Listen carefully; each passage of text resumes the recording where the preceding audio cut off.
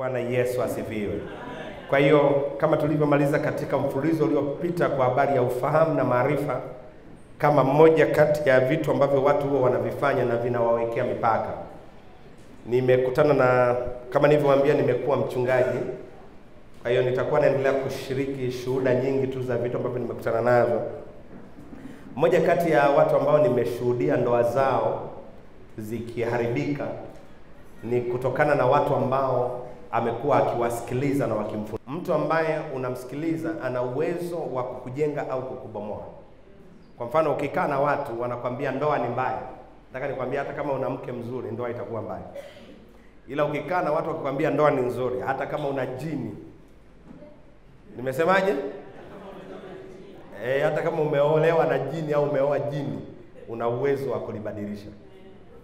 Bwana asifiwe sana.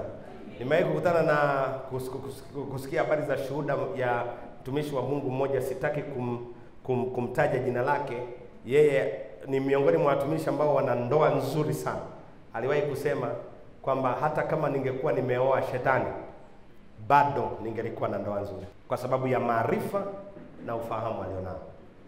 Bwana Yesu asifiwe sana. Bwana asifiwe. Sasa nataka tusogee mbele kidogo, ni tuangalie mifano ya watu waliokuwa na mipaka na namna ambavyo walivunja mipaka waliokuwa nayo. Mifano ya watu waliokuwa na mipaka na namna ya walivyovunja. Kwa hiyo tuangalie kwanza mifano ya hao watu, na nimechagua watu kama 4 5 hivi kwa leo, alafu baadaye tutaangalia walivunjaje mipaka waliokuwa nayo. Tuko pamoja? Bwana Yesu asifiwe sana. Bwana asifiwe. Unaandika, uko tayari au unakimbia? Mifano ya watu ambao walikutana na mipaka, amna shida. Mifano ya watu waliokutana na mipaka au waliokuwa na mipaka na wakavunja mipaka yao. Asubuhi ya leo wakati naingia hapa, nilikuta bishop anahubiri ujumbe wangu. Nikasema Roho Mtakatifu, huyu baba ameisha zoom kwenye notes zangu, huyu anaanza kufundisha. Haleluya. Mtu wa kwanza ambaye nataka kuzungumza mfano wake, huyu ni mtu ambaye alikuwa na mipaka, alikuwa anaitwa Yabesi. Katika kitabu cha Mambo ya Nyakati wa Kwanza sura ya 4 mstari wa 9 na wa 10. First Chronicles chapter number 4 verse number 9 and 10. Mambo ya Nyakati wa Kwanza sura ya 4 mstari wa 9 na 10. Anasema hivi: naye Yabesi alikuwa ni mwenye heshima kuliko nduguze. Kama Biblia ni ya kwako, pigia neno mstari mwenye heshima. Kuliko nani? Ndugu zake. Na mama yake alimuita jina lake Yabesi kwa sababu alimzaa kwa huzuni. Kwa hiyo alikuwa ni mwenye heshima, lakini aliyezaliwa kwa huzuni. Kwa hiyo unaweza ukawa na heshima kwake, lakini alikuwa ni mtu mwenye nini? Huzuni. Kwa hiyo he was a man of sorrow, mtu ambaye ana huzuni kubwa sana ndani ya maisha yake. Yabesi, hii hali ilimtesa. Mstari wa 10 akaona hii hali haiwezi kaendelea kwa muda wote huu. Akasema hivi, huyo Yabesi akamlingana Bwana, au sasa Kiswahili ni kigumu akamlingana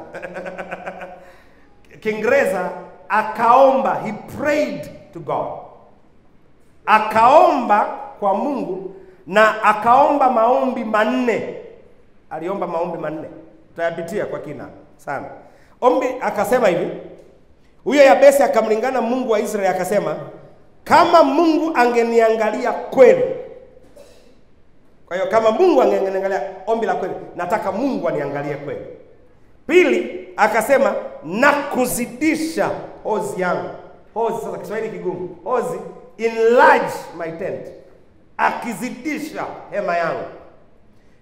Ombi la pili. La tatu, na mkono wa Mungu ungekuwa pamoja nami. Ombi la tatu. Na ombi la 4 angesema hivi, na wewe Mungu ungenilinda na uovu. Na ombi la 5, ili nisiwe mtu mwenye huzuni. Maombi 5 anayoomba. Haya maombi 5 yanatuelezea hali ya Yabesi. Kwanza, Alikuwa ni mtu mwenye heshima, lakini Yabesi alikuwa na vitu. Kwanza, ana heshima lakini ana huzuni. Pili, ana heshima lakini hajabarikiwa kweli kweli. Na kuna watu wa jinsi hiyo, ana heshima kweli. Mimi nimewapa mfano, nilikuwa mhubiri mzuri na hubiri, nimekuja kubarikiwa na Bishop Chacha. Mmenielewa? Yaani unahubiri vizuri, unafika unamaliza kuhubiri, wanakupa shilingi 100,000. Wanakupa shilingi 50,000 ya Tanzania hiyo. Niliwahi kuja Mombasa kwa ndugu yangu kule, sitaki kupasema ni wapi. Nikahubiri semina ya siku 3. Nikafanya vizuri, niko na timu. Tumeenda na timu. Nimembeba rafiki yangu Pastor Martin Guya na nimehubiri pale, tumemaliza. Ile ilikuwa ni pastor tumemaliza pale, nikapewa shilingi 3,000 ya Kenya. Sasa sisemi nimekuja kuhubiri ili mnipe hela. Mimi sisemi hivi. Lakini ndio thamani yangu walioiona. Na kuna watu mko hapa unafanya kazi, you are complaining every day. Nalipwa kidogo. I'm underpaid. Ndio heshima yako walioiona. Ndio thamani yako walioiona. What do you mean by you are underpaid? Mgogeje na what do you mean by you are underpaid? Yaani unalipwa kidogo. Una maana gani? Maana sisi ndio tunaona heshima. Sisi ndio tunaona tukulipeje. What you are delivering is what determines tukulipeje. Kwa hiyo nikapewa ile. Bwana, nililalamika? Hapana. Niliingia kwenye magari, lakini mimi nilikuwa simlaumu yule mhubiri. Ndio leo nimeanza kufunguka Bishop.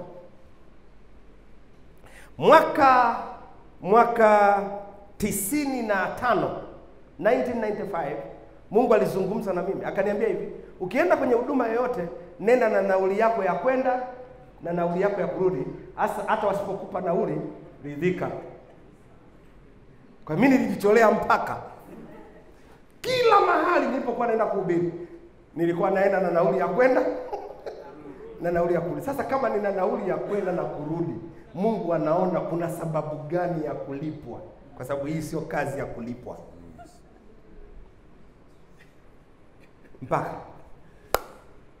nimesema mipaka tunajiwekea kwa maneno na matendo. Wewe umejiwekea maneno mpaka na matendo yapi?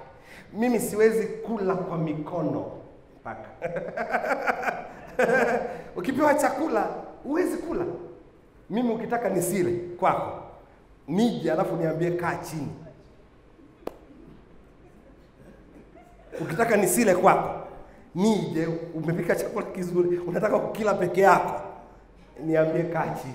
Yaani nitageuza tako hili, nitaishia kuinuka na kwenda kunawa, nikae.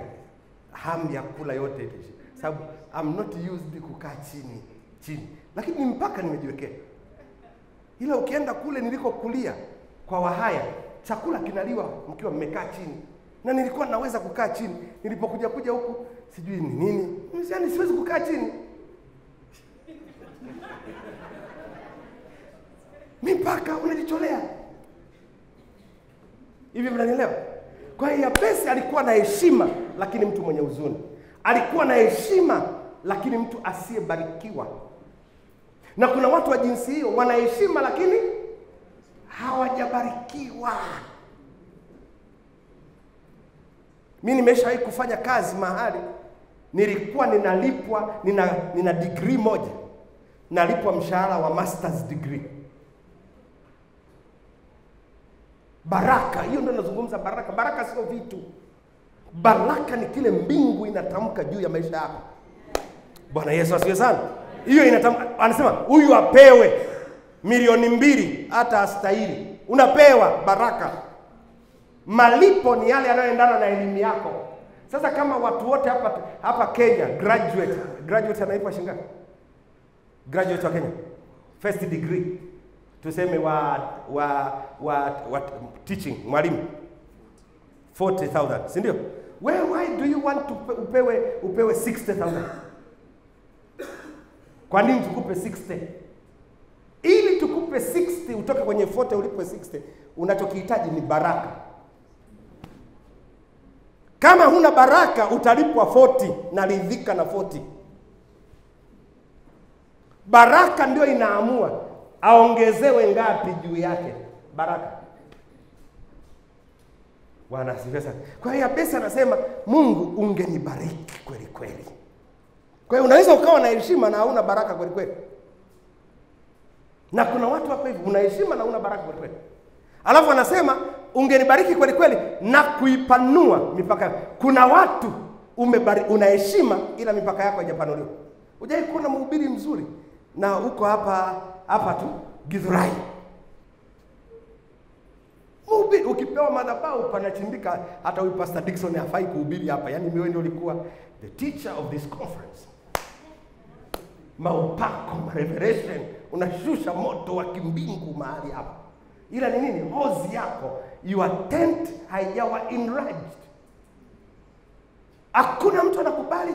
Mimi kuna watu wengi nakaaga tu, unaona amekutumia message, Bishop naomba unialike nije nihubiri kanisani kwako. Na muonyesha mke wangu, alafu tunacheka. Ila the same message akiniandikia huyu baba, Bishop nataka kuja Moshi, namwambia lini? Tofauti yao ni nini? Tent enlargement. Ndio tofauti tu. Bwana asifiwe. Hujawahi kuona unapeleka CV yako mahali, mna degree moja sawa na huyu, yako unapeleka inakataliwa, huyu akipeleka anasema unataka kuanza kazi lini? Tent yake imeshakuwa enlarged. Amna nafasi, unatengenezewa nafasi. Mama ananisaidia. Positions are created. Hizi habari za kuambia hakuna kazi ni wewe. Mnanielewa? Mimi kuna kijana mmoja aliwahi kuja kuniambia, Pastor nataka uniombee na kazi. Nikamwambia nataka kufanya wapi? Akaniambia mahali fulani. Nikamwambia Mungu katika jina la Yesu Kristo, pale mahali ninamuondoa mtu aliyeko kwenye nafasi hii katika jina la Yesu Kristo aondoke. Kama hataki kuondoka natengeneza nafasi. You can create a position. Ndio hicho nilichokuwa nasema. You can create your demand in the spiritual realm. Unaweza ukatengeneza uhitaji wako katika ulimwengu wa roho. Unauza maandazi hapa Githurai. Unajua mchungaji, siwezi kufanikiwa maandazi. Mimi biashara yangu ni ndogo. Hakuna biashara ndogo. Kinachokuza biashara ni demand. The demand and supply, those are the rules of the market. Bwana asifiwe sana. Kwa hiyo tunatengeneza ni demand tu. Mungu katika jina la Yesu. Na ndio tutazungumza hapo mbele namna ya kuomba. Yabesi anatufundisha namna ya kuomba. Uombi tu, Mungu ondoa mipaka, ondoa mipaka, ondoa mipaka. Aiombi hivyo. Prayer must be specific.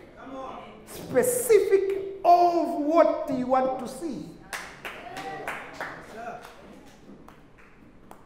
Bwana Yesu asifiwe sana. Watu wengi wamechelewa kujibiwa maombi yao kwa sababu maombi yao sio maalum, yani hayaonyeshi hitaji wanalotaka Mungu hasa afanye. Bwana asifiwe. Bwana asifiwe. Mungu niponye na ugonjwa huu. Ni tofauti na kusema Mungu niponye na kansa hii na ukahitaja jina la kansa. Ni tofauti. Mungu ongeza kanisa hili, Baba ongeza. Ni tofauti na Mungu na kushukuru kwa ajili ya watu 100 nilionao, lakini mwisho wa mwaka huu niongeze mpaka 150. These are two kind of prayer. Tofauti kabisa. Yes sir. Bwana asifiwe. Sasa watu wengi wako, Mungu ongeza kanisa, ongeza kanisa, ongeza kanisa. Kwani Mungu anajiuliza kanisa halijaongezeka? Aongeze nini? Mabati, aongeze viwanja, apanue ukumbi. Unataka nini kiongezeke? Bwana asifiwe sana. Pastors, listen to me. Nisikize pastors mlioka. Everything that you see in your church, it is a prayer item. Chochote unachokiona kanisani kwako ni ombi la kufanya. huwa namwambia watu hivi, vitu vinatengenezwa au vinasababishwa kutokea. Umeona huridhiki na praise and worship yako, omba Mungu specifically. Unataka nini kwenye praise? Mungu, nataka drum, nataka keyboard, nataka sijui mixer. Baada ya drum kuniletea, uwezo kamleta mtu mahali pa kuzaa na asizae. Ukiniletea drum, nimlete na mpiga drum. Ukiniletea keyboard, nilete na mpiga keyboard. Ukiniletea mixer, nilete na sound technician. Sio kila siku unaunguza speaker hapa, alafu unachangisha kanisani watu wachange speaker za kutengeneza. Ulikosea kwenye prayer. Hivi mnanielewa? Be specific. Kwa hiyo Yabesi anasema ungefanyaje? Ungepanua hozi yangu. Alafu anasema hivi, alikuwa na heshima lakini ambaye hana ulinzi. Unaweza ukawa na heshima usiyekuwa na ulinzi. Alafu anasema hivi, ungenilinda nisipate na maovu, alafu wala madhara, alafu ungenijalia hayo. Akasema hivi, ungenilinda pia nisiwe na huzuni. Huzuni. Unaweza ukawa na heshima lakini ni mwenye huzuni. Unatoka kazini kila siku unalala kwa huzuni. Unaenda kazini, kesho gari la ofisi limekuja, wamekufungulia, driver amekufungulia, umekaa kwenye kiti lakini una huzuni tu. Unaingia ofisini unatembea tu kama mtoto mwenye huzuni. Umekaa kwenye karatasi zako una sign tu, lakini huku ndani una huzuni. Mtofauti na yule mtu hana huzuni. Gari limekuja, wow, my family, I'm going to work right now. A driver, hi, oh hallelujah, weingia, let us go. Unaenda, oh hallelujah, hi everybody, hi. Kuna kazi gani leo? You sign it. Are you happy? Oh, you are happy na eneo lako la kazi. Bwana Yesu asifiwe sana. Wewe unalipwa mshahara mzuri lakini una huzuni tu. Huzuni. Yaani una huzuni. Ndio alikuwa nani? Yabesi. Kwa hiyo Yabesi tunaona alikuwa ni mmoja kati ya watu ambao walikuwa na nini? Na huzuni. Tuko sawa? Na kuonyesha mifano ya watu katika Biblia ambao walikuwa na mipaka. Mpaka wa Yabesi ilikuwa ni mipaka hii mitano. Alikuwa na heshima kweli, mipaka 6, mitano. Alikuwa na heshima kweli, lakini alikuwa na vitu hana. Tutaviangalia kesho. Mtu wa pili. Nitarudi kwa hawa watu wote, nitarudi. Haleluya. Ili tujifunze vizuri. Mtu wa pili ni Naamani. Naamani. Wafalme wa pili sura ya 5 na mstari wa kwanza. 2 King chapter number 5 verse number 1. Naamani. Naamani alikuwa jemedari wa jeshi la Washami. Washami walikuwa maadui wa Israel. Lakini kwa wakati huo Mungu ndiye alikuwa amewachagua wawatese Israel, wawarudishe katika mstari wa kimungu. Sasa jemedari aliyekuwa anawasaidia kupata ushindi kila siku wakipigana alikuwa jemedari Naamani. Kwa hiyo he was strong in battle. Shujaa mzuri, mtu anayejua kupigana vizuri sana. Angalia, sio maneno yangu. Anasema hivi, basi Naamani jemedari wa jeshi la Washami alikuwa mtu mkubwa mbele za bwana wake na mwenye kuheshimiwa. Kwa hiyo alikuwa mkubwa, mwenye kuheshimiwa kwa sababu kwa mkono wake alikuwa amewapa Washami kushinda. Mimi nilikuwa najiuliza, huyu mtu ambaye ana udhaifu huu aliwezaje kusababisha kushinda? Lakini Biblia inasema hivi, tena alikuwa mtu hodari wa vita, lakini alikuwa ni mtu mwenye koma. Kwa hiyo akifanya vita wakishinda, wanakuja, wanakuwa celebrated, kila mtu amekaa mbali. Ukoma sio wa sasa hivi. Ukoma tunaoona huku, wamekaa huku wanatuomba hela, unafika kabisa unamdondoshea hivi. Haikuwa hivyo kwa Naamani. Ile wakati ule walikuwa wanatengwa. Vita vimepigwa. Nani kaua? Nani kapiga leo? Naamani. Yuko huko, amefungiwa kule. Huku tunasherehekea, tunakula vyakula mazuri, tunaimba. Naamani yuko kule. Kila mtu anamuogopa Naamani. Ukoma. Mtu mpweke, lonely, asiyekuwa na mtu wa aina yoyote. Very strong in battle. Kama watu hivyo na watu wengine. Very strong in prayer, prayer warrior, a good teacher in the church. A man who preaches the word of God. Anahubiri neno vizuri. Anatembea na maandiko. Mtu mwenye heshima kubwa. Lakini ndani yake ana ukoma. Mpaka wa afya mpaka wa afya. Ule wa yule jamaa ulikuwa mpaka wa heshima, mpaka wa mafanikio, wa kifedha, kiuchumi. Huyu ana mpaka wa afya. Anaona maisha yangu kesho kutwa yanaenda kuondoka, nafikia mwisho. Bwana Yesu asifiwe sana. Najua nazungumza na mtu. You are so good, a good IT. You do everything well. Yani ukianza programming, kila kitu. Yani umefanya kila, watu wakiangalia kazi sasa, wow. Ukimaliza, anasema but we are sorry, hatuna kazi. Very good program. Wow. Hii itatusaidia sana kampuni yetu. But we didn't put it in our budget this year. Common statements tunazisikia kila siku. Bwana Yesu asifiwe sana. Very good statements. Tunazisikia kila siku kwa watu. Una all recommendations. Watu wameandika very good recommendations. Lakini kuna kaukoma unako. Haka kanazuia. Nilisema definition of mipaka ni kitu kinachonizuia to go in my full potential. Nashindwa kwenda kwenye uwezo wangu wote kwa sababu ya ukoma niliona. Bwana asifiwe. Bwana asifiwe. Mtu wa tatu, kitabu cha Luka sura ya 19, na kuonyesha tu watu ambao walikuwa wamefanikiwa lakini wana ukoma, wana mipaka. Mtu wa tatu, Luka sura ya 19 mstari wa 2 na 3. Luke chapter number 19 verse number 2 and 3. Tunasoma habari za mtu mwingine. Nani huyu? Zakayo. Bwana asifiwe. Na huko Kenya mimi najua nyie mna utani mbaya nyie. Na utani mbaya sana nyie.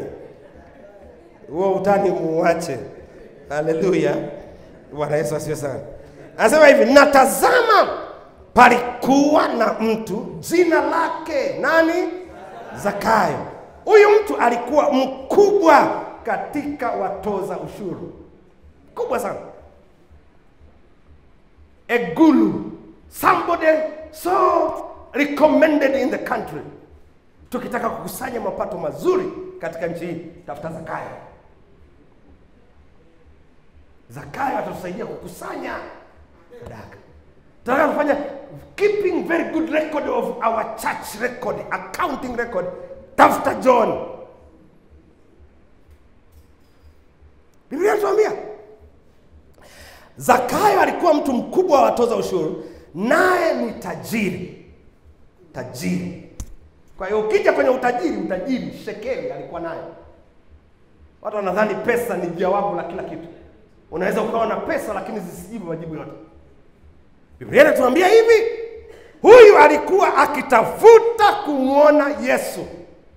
Ni mtu wa namna gani?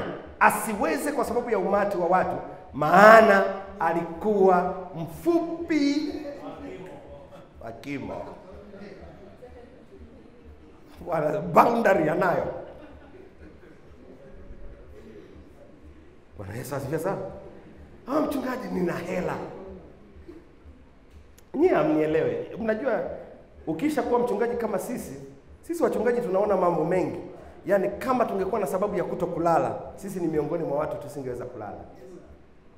Nakumbuka siku moja mzazi mmoja ananipigia, sitaki kumtaja jina lake. Mtu tajiri maarufu. Ananiambia, mchungaji, naomba unisaidie. Niambia nikusaidie nini? Ananiambia, mchungaji, nina mtoto wangu.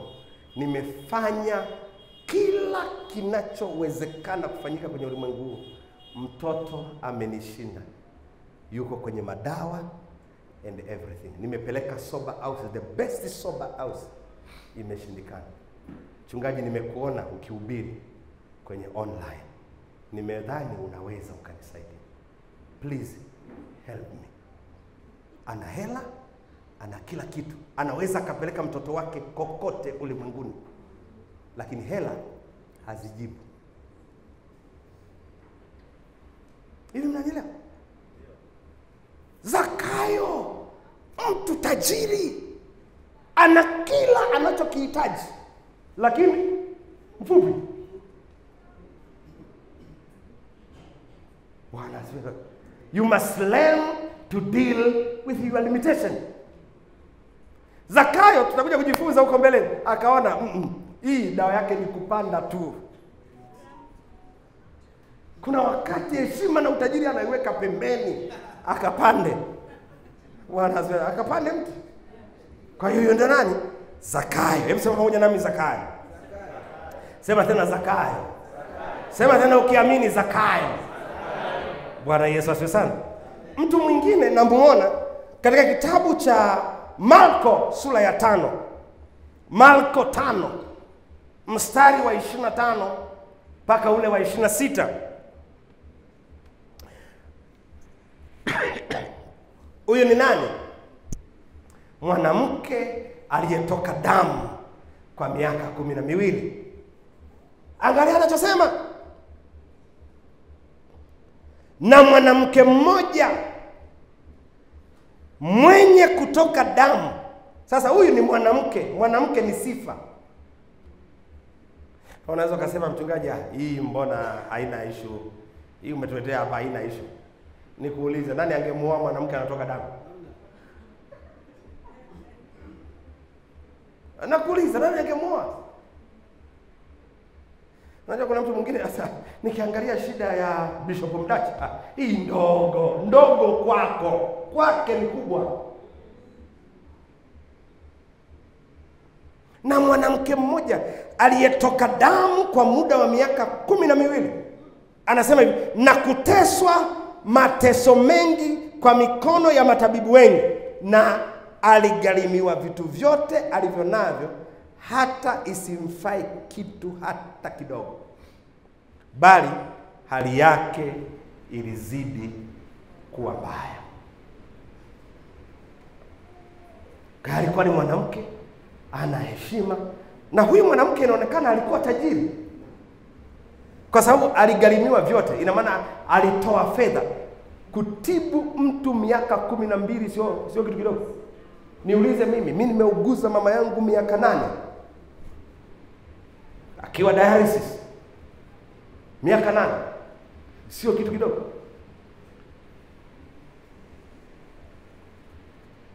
Sio kitu kidogo.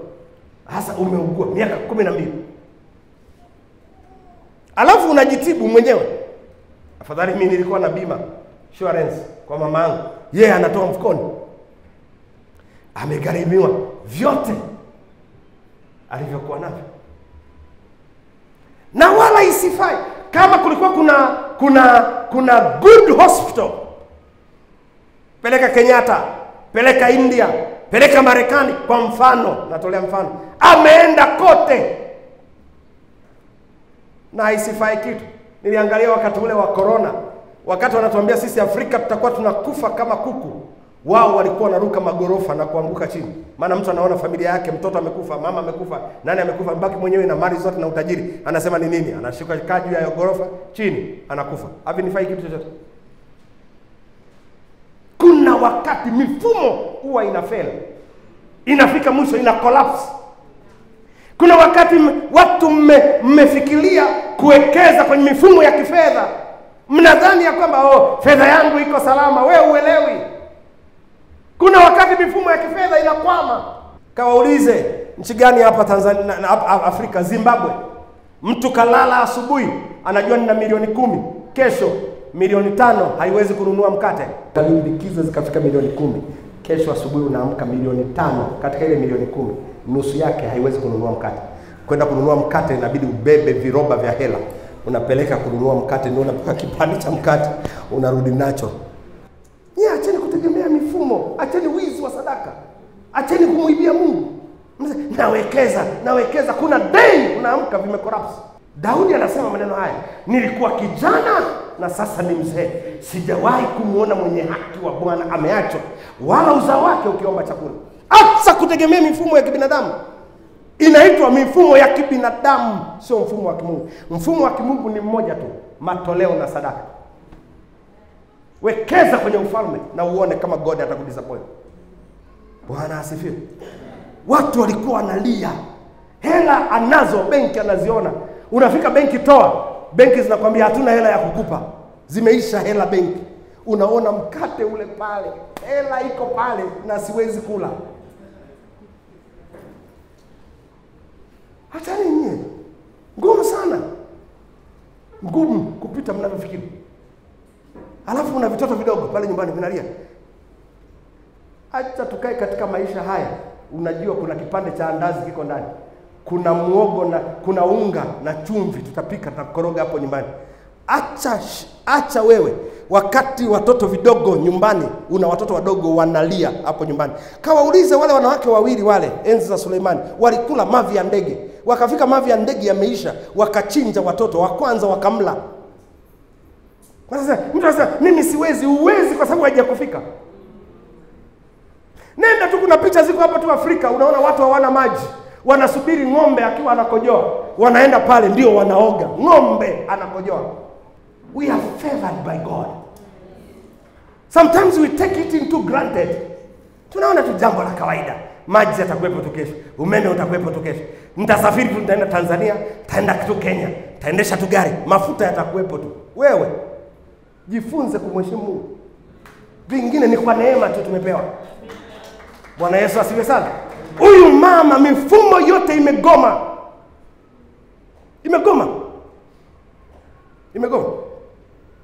Rafiki yangu mmoja alikuwa mfamasia, tajiri kweli.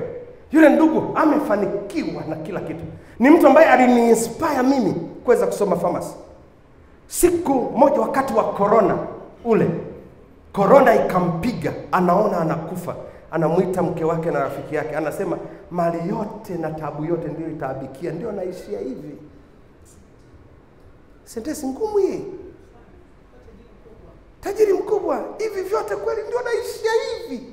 Unajua sometimes tunalinga, unaona umevaa nguo, mwili umependeza, unatembea kokoko za juu, unagonga tu namna hii, ukipita kila mtu amekuangalia pale, anakupigia na miruzi ukiitika hivi, ndio unaona mimi queen, king. Wewe ndio wewe. Hivi vitu hivi, mwanamke huyu miaka 12. Wewe tu ukivaa zile pedi zenu zile siku 3 kelele. Siku 3. Imekaa sana. Nini mchungaji imezidi, siku ya 8 niombe, funga jini mahaba liache roho ya kubridi. Wewe huyu miaka 12 amefunga jini mahaba, ametumia maji yote sijini ya upako kama ingekuwa ya kutumia, amepaka mafuta, amewekewa mikono na watumishi wa Mungu mpaka hizo sehemu za siri. Inawezekana, maana anasema alitabaika kwa matabibu wengi. Mnanielewa nyewe? Lakini havikumfaa kitu. Bwana asifiwe. Hawa watu wote nimewachagua kwa sababu nataka kufundisha kwa habari yao na nini kiliwafanya wakatoka kwenye mpaka waliokuwa nao. Bwana Yesu asifiwe sana. Bwana asifiwe. Vipi kwa habari ya mtu kama Ibrahim? Tajiri, ana kila kitu unachokijua wewe, ana mali. Ibrahim, kwa taarifa yako, alikuwa na jeshi lake. Mchungaji umejuaje haya? Rutu binamu yake alipotekwa, alichukua tu vijana 300 katika jeshi lake, akasema twende tukawaonyeshe namna vita inapigana. Vijana 300 walienda wakakomba kila kitu, wakawateka. Bwana asifiwe. Wakateka wafalme 5. Wakawapiga wafalme 5, vijana 300. Wafalme 5. Unajua wafalme wenye majeshi. Yeye alikuwa na jeshi lake tu, vijana 300 wakawanyosha wafalme 5. Alafu akaja na fungu la 10 akampa Melkizedeki. Akamkomboa na kurudisha Rutu vyote alivyokuwa navyo. Rutu nani? Ibrahim. Mtu tajiri, amejitunza, ana ahadi ya Mungu. Toka katikati ya nyumba ya baba yako kwenye miungu, ametii, ametoka. Huyo akatoka huko, ameenda, amefika kule, bado alikuwa na upungufu. Hazai mgumba. Mchungaji, mimi tumeoana, tuna mwaka mmoja tu, mimba imechelewa kutoka. Mchungaji tuombee. Sisi tunafikiri hata twende kwa waganga wa kienyeji tuache imani. Wewe hivyo leo mwenzako miaka 25 anasubiri mtoto. Wakakaa na mke wake wakajiuliza, wakasema hii ahadi ya Mungu mimi sijui, yaani mimi najifunza sana kwa Ibrahim yeye. Akajiuliza, hivi tulimsikia Mungu? Pastors watanielewa. Pastors watanielewa. Kuna wakati unafikaga unasema hivi, nilisikia vizuri, niliitwa kweli. Unarudi magotini unasema, Baba sema na mimi tena. Nimeomba haya maombi mimi, nawaambia nimeomba. Baba sema na mimi tena. Hivi nilikusikia vizuri. Sema na mimi Bwana. Sema tu, mtumishi wako unatusumiria, unaomba. Pastors wanajua. Nakwambia. Kuna wakati unakaa na mke wako anakutifua, mume wako anakutifua, unasema hivi, Mungu niliona vizuri. Niliona vizuri Baba. Baba sema tena, hivi ndiye huyu kweli?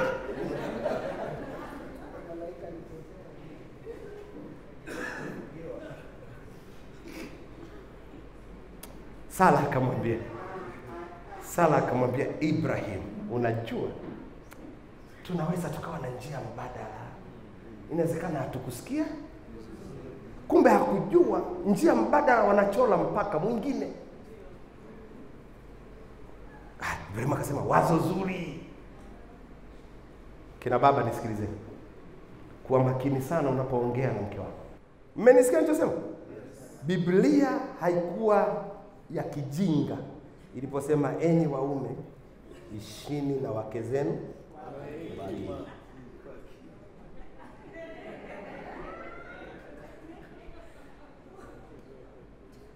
Wanawake wametupuruvia mara ngapi? 2 tunaziona sasa hivi. Ya kwanza Adamu, ya pili Abraham, na tunazo nyingi. Sasa semi wa wanawake ni wabaya. Mimi sikasema hivi. Mimi nimemwoa mke wangu, nampenda na ninamsikiliza sana. Akisema sina shida, yuko hapa, muulizeni. Sina shida. Paka kuna wakati kanisani wanasema mke wake ndio anafanyaga maamuzi yote. Sawa. Yaani wewe na uhakika kabla sijafanya maamuzi tulishauriana naye. Oh, haleluya.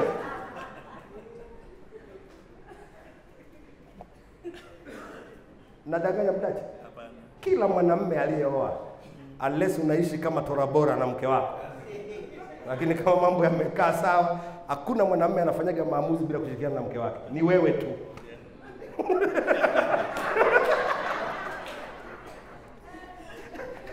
Nisamehe jamani, sina maana ni huyo.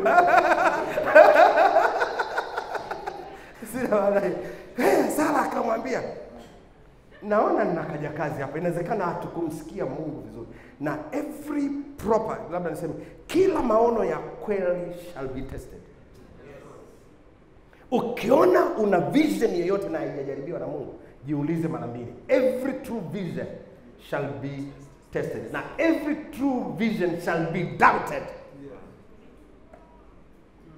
Kila maono ya kweli yataonewa mashaka. Mashaka na wewe mwenyewe, mashaka na watu waliokuzunguka.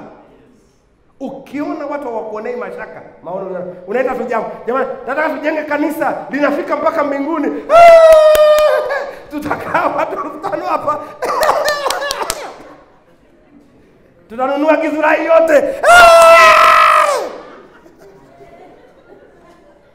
Na kesho hela hao wameleta tumeinunua Kizurai yote. Jiulize wanakupeleka wapi? Ila nataka tununue Kizurai yote. Kasema na huyu, ngoja tuone. Alafu ulikuwa na watu 10 financial pillars. 7 wanarudi nyuma, unabaki na 3. That is a true vision. Tumishi wa Mungu Yong Cho, Mungu anamwambia kafungue kanisa, amisha ili kanisa kutoka hapa. Ilikuwa sio ni kilomita 30-40, peleka nje ya mji. Anakuja kuiambia bodi yake. Wazee wa kanisa bodi walikuwa wazee sijui 7 wale 7. Wakamwambia, hujamsikia Mungu vizuri. Kati ya 7 alipolazimisha tunaenda kule kilomita 40, 5 waliacha uzee wa kanisa. Akasema hata mkiacha naenda na hao 2. Kanisa limejengwa, alikujengwa. Baadaye walimfuata wakitubu. Ogopa sana maono yanapigiwa makofi na kila mmoja. Ogopa sana, unaendesha huduma na kila mmoja anashangilia. Ogopa sana. Ogopa sana. Kwa hiyo Sara akamwambia huyu. Akasema wazo zuri. Haya, ingia Ibrahim. Ibrahim akaingia kwa dada wa watu Hajiri. Mungu kajaza tumbo. Wakasema hii ndio ahadi. Hii ndio ahadi. Imetimia. Alafu mtoto akazaliwa wa kwanza. Adui wa kwanza ni yule aliyekupa wazo. Ngoja niseme hapa, kuna watu mna mawazo mazuri sana, mnamletea mchungaji wenu, askofu wenu. Ukimletea mchungaji analipokea, likianza kutekelezeka wanaanza kuona wivu. Wanaanza kuona uchungu ndani. Sara akasema, huyu mwanamke naona aniangalie vizuri. Kuanzia sasa fukuza. Ibrahimu akiangalia, kila mwanamume anaona ile ni damu yangu, naifukuzaje? Naitoaje? Alafu alipoenda kwa Mungu akamwambia, sikiliza mkeo. Ngoja niseme na kina Hajiri hapa. Bwana asifiwe sana. Usiondoke chini ya bwana wako kabla ya wakati wako. Hajiri alijidai kukimbia. Amekimbia, amefika jangwani. Mungu anamwambia virudi, kanyenyekee kwa bwana wako mpaka wakati nilioamuru mimi. Ngoja niseme na pastors, kuna watu hapa wanaoitwa moto unawaka, nimenyima madhabahu ya kuhubiri, naenda kufungua kanisa. Wewe kunywa koka. Tulia. Kanywe koka, kunywa mirinda. Mwambie kunywa maji. Haya, kunywa maji, tulia. Kwa hiyo Sara ndio alikuwa wa kwanza kusema aondoke huyu. Hajiri akakimbia. Mungu akamrudisha Hajiri kwanza, akamwambia rudi kanyenyekea kwa bwana wako mpaka saa na wakati ulipofika. Lakini Mungu akawaambia sentensi ngumu ambayo leo imechola mpaka kati ya taifa la Israeli na inatesa ulimwengu mzima, kuzalisha mataifa mawili yanayogombana, Israel na Waarabu. Usijicholee mpaka utakao kutesa. Ibrahim miaka 25 anasubiri mtoto. Wewe umesubiri ahadi ya Mungu kwa miaka mingapi? Muda unitoshi kuzungumza habari za Isaka na Rebeka, ambao Mungu alikuwa amewabariki, lakini Mungu tu aliamua kufunga tumbo la Rebeka. Kuna vitu vingine Mungu ndiye anafunga. Bwana Yesu asifiwe sana. Rebeka tumbo lake likafanyaje? Likafungwa. Bwana Yesu asifiwe sana. Inawezekana unapita jioni ya leo katika jambo kubwa sana ambalo unajiuliza maswali mengi. Itakuwaje? Kwa nini mimi? Kweli nimesoma, nimejitahidi, nilikuwa napata first class darasani, nimefanya kwa bidii, lakini kwa nini Mungu? Na kuna watu walidhani wengine nikipata hii first degree itanifungulia milango. Degree umeipata na milango imegoma kufunguka. Kwa sababu kuinuliwa hakutoki mashariki wala hakutoki magharibi, kunatoka kwa Bwana. Ulitegemea degree sana. Mwingine anasema mimi mrembo. Ukiangalia sasa, kwa bahati mbaya mnisamee wadada wanaoolewa wengine, ukiwaangalia ukijilinganisha na wewe, ukiangalia nywele, una nywele nzuri kuliko wao, macho mazuri kuliko wao, matiti mazuri kuliko wao, shape nzuri kuliko wao. Wao wanaolewa, wewe unabaki unajiuliza shida ni nini mimi? Mke wangu alifanya kazi miaka mingapi? 5. Miaka 7. Kwa miaka 5 mfululizo mke wangu anaomba nyongeza ya mshahara. Kila jioni akija analia, mume wangu niombe. Tunaomba. Hakuna maombi hatukwai kufunga. Hakufanya. Tulifunga. Tulifanya kila kitu. Tulinenea viti vya mabosi. Tulinenea document. Tulitolea sadaka na kila kitu, lakini hakuna salary increment. Mpaka baadaye Mungu anamwambia ulikuwa hapa darasani. Siku nakuja namwambia sasa saa yako ya kuacha kazi. Swali la kwanza ananiuliza utanilipaje? Maana ana machungu. Ana machungu ya kuwa underpaid. Utanilipaje? Nikamwambia nitakachojitahidi mimi kwenye hii kazi tunayoanza ni yetu wote, mimi na wewe, ila nitahakikisha unapata mshahara sawa na unaolipwa kule sasa hivi. Sababu nilijua nikiuangalia na uweza na uweza. Hivyo ndivyo alivyoanza safari yake ya kuvuka mpaka wa kifedha. Kuna wakati utahitajika, nitazungumza hapo mbele, unahitajika kufanya maamuzi magumu.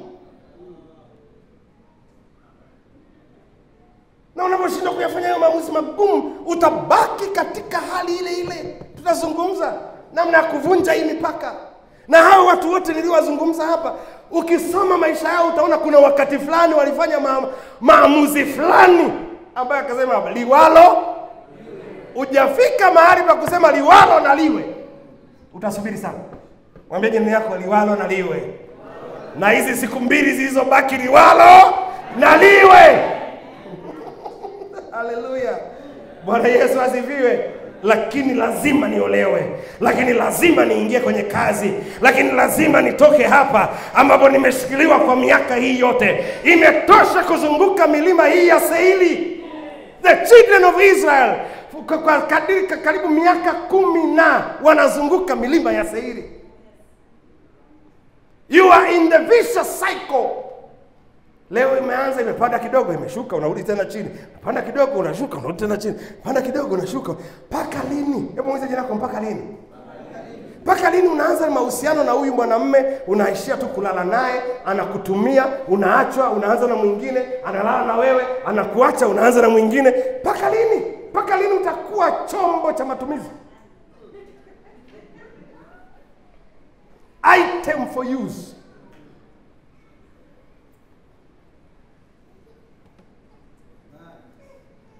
Mimi nataka niinue hasira ya kimungu ndani yako.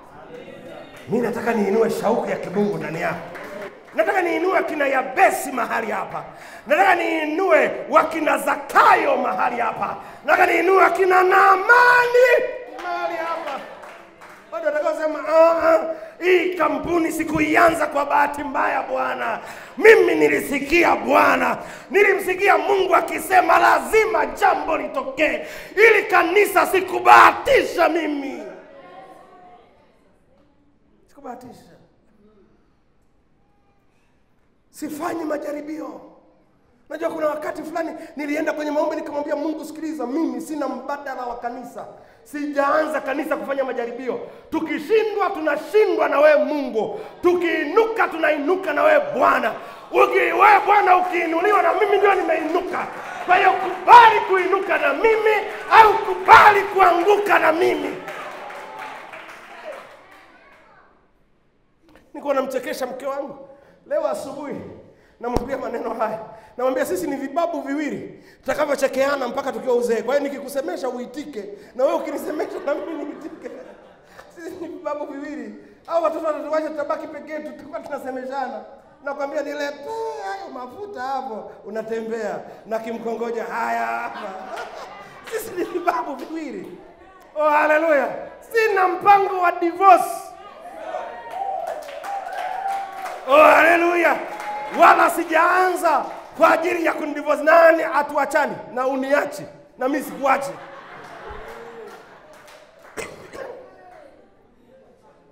Bwana asifiwe. Bwana asifiwe.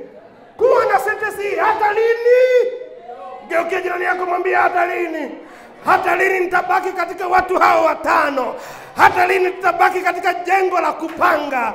Hata lini nitabaki katika nyumba ya kupanga? Hata lini nitawekewa mpaka huo? Hata lini? Hata lini? Simama pale ulipo mwambie Bwana hata lini? Inuka mahali hapo mwambie Bwana hata lini? Mwambie Bwana nimechoka na hali yangu. Nimechoka na mahali hapa, hata lini Bwana? Mwambie hata lini? Hata lini? Inua tu sauti yako mwambie hata lini. You know better your situation. You know better your life. Unajua vizuri maisha yako. Unajua vizuri hali unayopitia. Unajua vizuri mahali ulipo. Mwambie Bwana hata lini? Mwambie Bwana hata lini? Mwambie Bwana hata lini? Mwambie Bwana hata lini? Hata lini? Hata lini Mungu? Kayanda rabasa kayende. Hata lini Mungu? Hata lini Mungu? Hata lini Baba nitaona mabinti wenzangu wakiolewa? Hata lini nitaona wenzangu wakishika mimba na kuzaa? Hata lini nitaona wenzangu kampuni zao zikiinuka? Hata lini nitaona wachungaji wenzangu makanisa yao yakiongezeka? Hata lini nitaona ndoa za wenzangu zikiwa na amani na ya kwangu inakiliwa na misiba? Hata lini nitatumia bajaji na bodaboda? Hata lini Bwana nitaishi katika nyumba ya kupanga? Hata lini Bwana nitaishi katika matusi na kero na kebei hizi? Until when, Lord? Until when? Until when, Lord? Until when? Kama yanda rabosu. Rekesete rabashata. Nasema unaweza ukafanya vizuri zaidi ya hivyo. Hakuna mtu wa kukuombea. Wewe ndio unaweza ukaomba vizuri. Semina hii ni ya kuvuka mipaka. Unaweza ukavuka mwenyewe. Hata lini? Hata lini? Hata lini? Hata lini? Hata lini? Hata lini? Hata lini utakuwa hustler?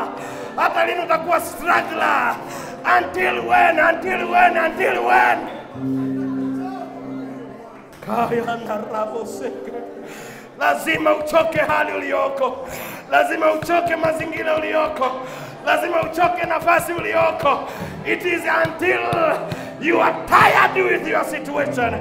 Ni mpaka utakapoichoka hali yako. Ni mpaka utakapoyachoka mazingira yako.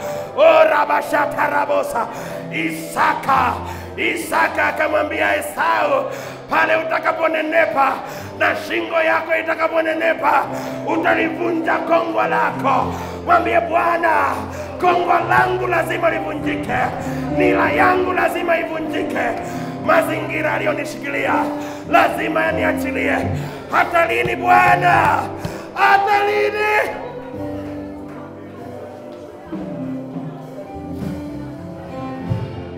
Korianda rabaseke. Rikosa taraba yanda rabaseke. Yekesete korianda rabaseke rabababa. Mekesete korianda rabababa. Rekesete ribara rabasaka. Makayanda rabaseke rebosa.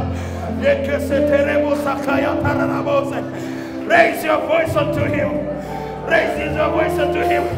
Zaburi ya 121 inasema, nitayainua macho yangu nitazame milima, maana msaada wangu katika Bwana. Inua sauti yako mbele za Bwana. Inua sauti yako. Inua sauti yako, mtazame Bwana. Yeye alianzisha na yeye atakayekamilisha imani yako. Raise your voice. Raise your voice. Raise your voice. Raise your voice. Raise your voice. Raise your voice. Raise your voice. Raise your voice. Raise your voice. Be tired with your situation. Be tired. Be tired. Choka hali yako. Choka mazingira yako. Choka nafasi yako. Choka kazi yako. Choka leo. Choka leo. Choka hali yako. Choka mazingira yako. Choka sahihi. Rekesa tarabose. Wewe unanifuatilia kwa njia ya mtandao. Choka hali yako. Choka mazingira yako. Choka unapopitia. Choka leo. Choka leo. Choka. Choka. Hata lini? Hata lini? Karabasha tarabose. Inua sauti yako. Inua sauti yako. Liitie jina la Bwana. Liitie tu jina la Bwana. Liitie jina la Bwana. Biblia inasema, na wale watakaoliitia jina la Bwana wataokolewa. Leo ukiliitia jina la Bwana, Mungu anakusubiri. Mungu anataka uingilie kati. Anataka kuingilia kati, lakini anakusubiri mpaka uchoke. Karabosata. Rekesete rabashata. Rekesete rabashata. Karabosata. Yekesete korabaseke. Raise your voice. Raise your voice. Be tired with your situation. Okanabashatarabaseke, yekerabaseka. Yabesi alitoka hali yake, Naamani alitoka hali yake.